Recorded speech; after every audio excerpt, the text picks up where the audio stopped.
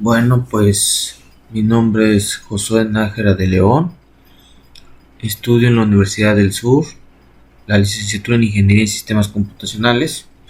La materia se llama compiladores. El maestro asesor es el maestro Julio César Escobar Mota. Este, esta actividad es la actividad número 6. La tabla de símbolos es el tema principal. A 7 de agosto del 2021. En la introducción vamos a ver qué son las tablas de símbolos. Esta es una estructura utilizada por el compilador para almacenar información, atributos asociados a los símbolos declarados en el programa en compilación. Puede contener adicionalmente símbolos temporales, etiquetas, símbolos predefinidos, conceptualmente colecciones de registros, estructura fuertemente influenciada por aspectos sintácticos y semánticos del lenguaje. Puede contener adicionalmente símbolos temporales, etiquetas, símbolos predefinidos en el lenguaje. La organización de la tabla de símbolos. Las palabras reservadas tienen un significado especial, no pueden ser redefinidas. Program Begin y End Tape Bar Array If. Símbolos predefinidos tienen un significado especial pero pueden ser redefinidos. Literales constantes que denotan un valor. Símbolos generados por el compilador genera símbolos noname 1 para el tipo anónimo correspondiente al registro. La información relevante de la tabla de símbolos. Los componentes de una tabla de símbolos, espacios de nombres, se almacenan los nombres de los símbolos introducidos en el programa. 2. Mecanismos de acceso. Se utiliza para comenzar la búsqueda de símbolos. Lista encadenadas, árboles binarios, tabla de dispersión. 3. Tabla de atributos. Se almacenan los atributos asociados a un símbolo. La tabla de símbolos. En la primera es la negación, es el operador y el significado. Ahí vemos el operador que suma, después la resta, después la multiplicación, la división, el módulo, el menor que, el menor igual, el mayor igual, diferente, conjunto de lógica, con disyunción lógica o igualdad. Estos son los símbolos que posiblemente se utilicen en alguna de las compilaciones. Información relevante de la tabla de símbolos. Debe representarse la estructura de bloques, ámbitos definidos en el programa, pilas de bloques, actualización más eficiente, búsqueda poco eficiente, una tabla para todos los bloques, búsqueda muy eficiente, actualmente menos eficiente. La tabla de símbolos se utiliza para comprobar uso de variables no declaradas, variables declaradas varias veces, incompatibilidad en los tipos de expresión, etc. Para cada entrada hay un registro de información, el tipo de símbolo y la información. Existen variables, función, tipo y constantes. La información son el nombre, tipo, tamaño y dirección, el nombre, tipo, comienzo del código, el nombre, tipo, tamaño, el nombre, tipo, tamaño, el valor según sea la constante. Ejemplos de estructura de datos. Aquí vemos cómo varios símbolos son utilizados para el transcurso de la compilación en la programación.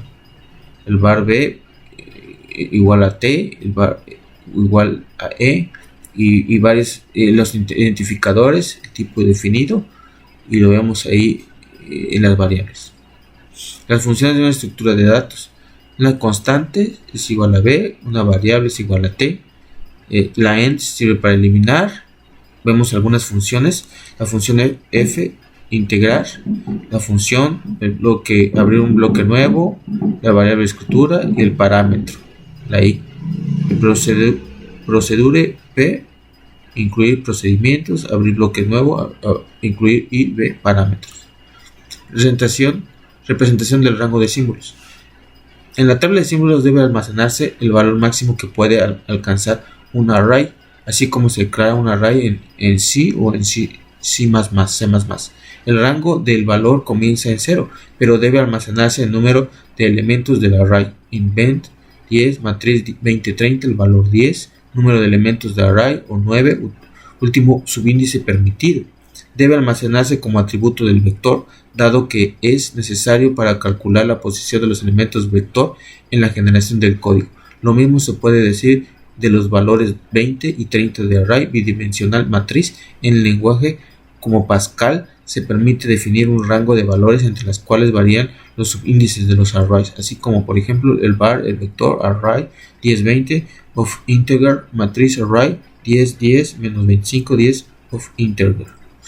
Representación de símbolos, de rangos de símbolos. En estos casos es necesario almacenar el valor inferior y superior del rango. Si el lenguaje de programación no tiene un valor máximo de dimensiones de los arrays, es necesario definir una lista dinámica con los valores máximos o rangos de cada dimensión del array. Una solución más rápida pero mucho más limitada es definir un tamaño máximo de dimensiones de los arrays y dejar un campo de tamaño fijo para almacenarlos. Este tipo o último está clásico en los compiladores del Fortran 77, dado en que dicho lenguaje solo se permite arrays pentadimensionales. Y con esto terminamos la exposición. El tema de símbolos es muy importante, saberlos diferenciar y saber que existen para que en una programación de cualquier lenguaje de programación sepamos utilizar cuáles son los símbolos y qué nos va a representar para que haga la acción que queremos hacer. Entonces, de esta forma hemos finalizado el trabajo. Me despido.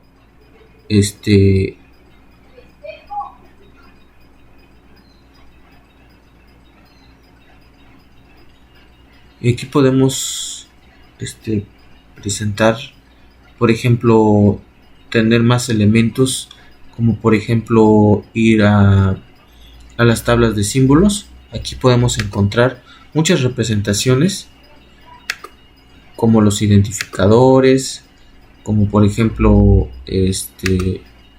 cómo lo podemos encontrar, los números de elementos,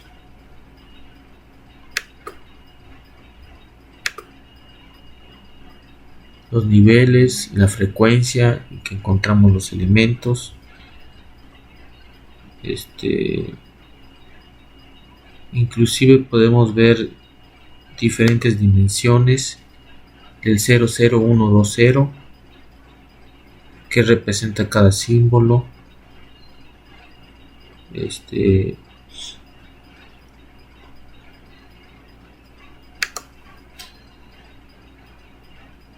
tipo real, en enteros, el char, en project, en proc.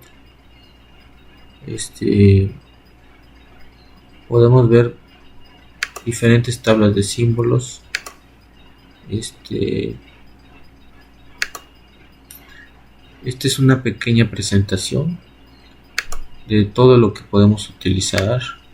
Inclusive podemos darnos cuenta cómo manejar cada uno de estos símbolos, cada uno de los elementos que van adquiriendo, para qué sirven la tabla de símbolos. Esta presentación en PowerPoint la hice para demostrar y ver cómo se representa la información teórica en información práctica. Aquí podemos tabla de símbolos en compiladores, por ejemplo, y podemos ver por ejemplo, esta tabla donde dice tabla de símbolos, y tenemos el análisis. El compilador se divide en dos fases principales: el análisis y la generación, donde la tabla de símbolos permite un analizador léxico. Después del analizador léxico nos vamos al analizador sintáctico. Después del analizador sintáctico nos vamos al analizador semántico, que esto lo divide en análisis y generación. La generación empiezan a generar códigos de intermedio, le empieza a optimizar la tabla de símbolos y generar el código. Aquí vemos que en el análisis viene la entrada y la salida, y la generación es el tratamiento de errores. Cuando nosotros encontramos una tabla que no compila, precisamente la tabla de los símbolos nos va a permitir volver a realizar, por así decirlo, la configuración que hemos hecho para detectar errores. Aquí, como dice, el interfaz de la tabla de símbolos se ha comentado. El interfaz de símbolos se debe quedar clara desde el principio, de manera que cualquier mecanismo de implementación de tabla de símbolos no tenga repercusión en las fases de compilador ya desarrolladas. Las operaciones básicas que deben poseer son las siguientes: crear una tabla vacía, insertar un símbolo, añade a la tabla el símbolo dado, buscar nombre, devuelve el símbolo cuyo nombre coincide con el parámetro. Si el símbolo no existe, devuelve null. El imprimir a efectos informativos visualiza por la salida estándar la lista de variables almacenadas en la tabla de símbolos junto con sus variables asociadas. Aquí, como vemos, los compiladores y todo eso está muy interrelacionados con el lenguaje de analizador léxico, que nos va a permitir que nosotros de alguna otra forma traduzca el lenguaje que nosotros estamos insertando en nuestra aplicación o nuestro programa de programación. Aquí también, por ejemplo, podemos ver, esta es la tabla de símbolos. Aquí, por ejemplo, vamos a ver cómo pasa un compilador. ¿Cuáles son las funciones de un compilador? El compilador es un programa que lee un código escrito en un lenguaje fuente y lo traduce en un código elevante en otro lenguaje. El lenguaje objetivo, como parte importante de este proceso, se traduce. El compilador informa al usuario de la presencia de errores en el código fuente. En la compilación hay dos partes: análisis y síntesis, que hemos hablado. Durante el análisis se determina las operaciones que implica el código fuente y se registran en una estructura jerárquica. Aquí vemos cómo jerárquicamente tenemos nuestro programa fuente. Pasa al analizador léxico, analizador sintáctico, analizador semántico y manejan errores y administración de la tabla de símbolos, generando el código intermedio, optimizando el código, generando el código y programa objetivo. Aquí vemos también las fases del compilador: análisis y síntesis. La fase análisis es la etapa del proceso de desarrollo del sistema de información que sigue a la fase de estrategia. La fase busca obtener la forma más clara posible con respecto a los requerimientos y necesidades del usuario y de usuarios del sistema desarrollado. La realización de esta fase sirve para obtener un documento de requisitos del modelo. Lexicográfico, análisis lexicográfico. Constituye la primera fase. Aquí se lee el programa fuente de izquierda a derecha y se agrupa en componentes léxicos, los tokens, que se le llama, que son secuencias de caracteres que tienen un significado. Además, todos los espacios en blanco, líneas en blanco, comentarios y demás información necesarias se eliminan en programas fuente. ¿Cuál es el análisis sintáctico?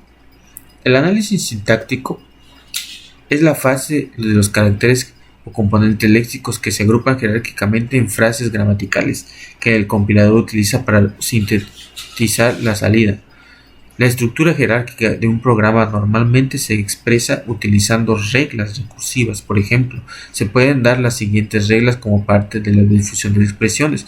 Cualquier identificador es una expresión, cualquier número es una expresión.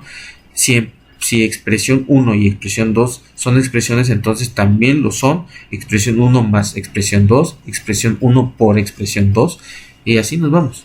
Cada uno de estos elementos es una expresión. ¿En qué consiste el análisis semántico? Las fases de análisis semántico revisa el programa fuente para tratar de encontrar errores semánticos y reunir la información sobre los tipos de fases posteriores de la generación de código. Cada una de estas fases es importante. Consisten en las fases de la síntesis, el generar el código objetivo, equivalente del programa fuente. Solo se genera código fuente cuando el programa fuente está libre de errores de análisis, lo cual no quiere decir que el programa se ejecute correctamente, ya que en un programa puede tener errores de conceptos o expresiones mal calculadas. ¿Qué es la generación de código intermedio? Después de los análisis sintácticos y semánticos, algunos compiladores generan una representación intermedia explícita del programa fuente. Se puede considerar esta representación intermedia como un programa para una máquina abstracta. Esta representación intermedia debe tener dos propiedades importantes. Debe ser fácil de producir y fácil de traducir el programa objeto. La primera, cada instrucción en 3 direcciones tiene a lo sumo operador, además de la asignación. Por tanto, cuando se generan estas instrucciones, el traductor tiene que decidir el orden en que debe efectuarse las operaciones. Segunda, el traductor debe generar un nombre temporal para guardar los valores calculados por cada instrucción. Tercera, algunas instrucciones de 3 direcciones tienen menos de 3 operandos, por ejemplo, la asignación. ¿Qué es la generación y optimización del código objeto? Las fases de optimización del código consisten en mejorar el código intermedio, de modo que resulte un código máquina más rápido de ejecutar. Esta fase de la etapa de síntesis es posible sobre todo si el traductor es un compilador. Hay muchas variaciones en la cantidad de optimización de código que ejecutan los distintos compiladores, en los que hacen mucha optimización, llamados compiladores optimizadores. Una parte significativa del tiempo de compilador ocupa en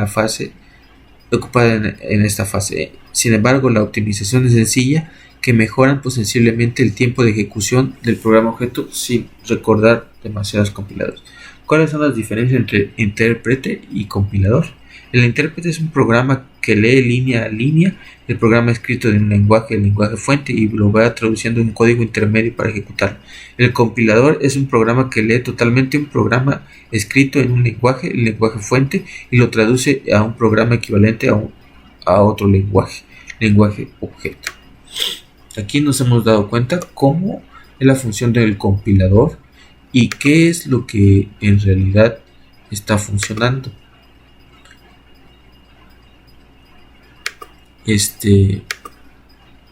El compilador, cómo es que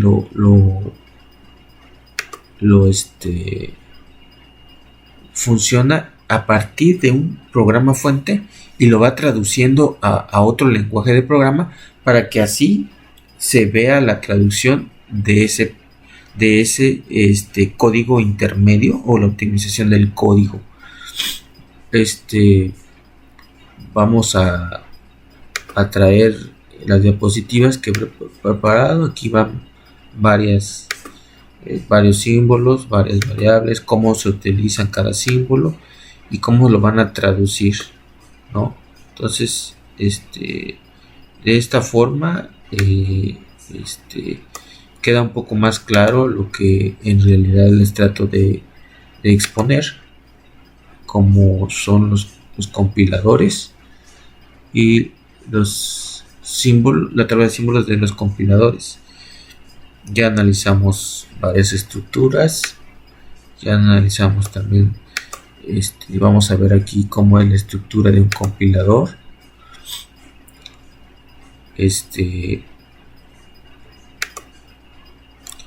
La estructura de la programación, lenguaje de programación, tiene varias características. Las características de tipo de lenguaje de alto y de bajo nivel. De bajo nivel está el lenguaje de máquina, el lenguaje de ensamblador, y el de alto nivel, el Java, C, C++, Python, Perl, Pascal, Perl, Adam, Basic. Cada uno de ellos tiene su base de datos.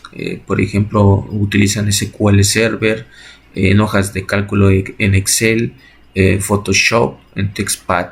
Son procesadores de aplicaciones desarrolladas que nos van a permitir precisamente tener o hacer una compilación de precisamente cuál es el significado de la compilación. El compilador son programas que traducen el lenguaje de programación a una de la computadora para que puedan interpretarlas. Así nos damos cuenta cómo la programación es darle instrucciones a una computadora para que realice determinada acción y forma parte de un desarrollo del software. Básicamente eso es lo que es la exposición, y yo creo que Hasta ahí llega una explicación un poco con bastante información de lo que realmente se quiere visualizar ante un programa de programación, que como es varios lenguajes de programación que se utilizan, como lo hemos visto en C++, en C, en Python, en Java. Y nosotros, por ejemplo, mi equipo está generando el programa de voz a texto y de texto a voz a través de símbolos que nosotros manejamos con Java. Ya más adelante le vamos a ir demostrando lo que se está realizando con mi equipo, y básicamente estamos realizando eso. Bueno, pues ahora me despido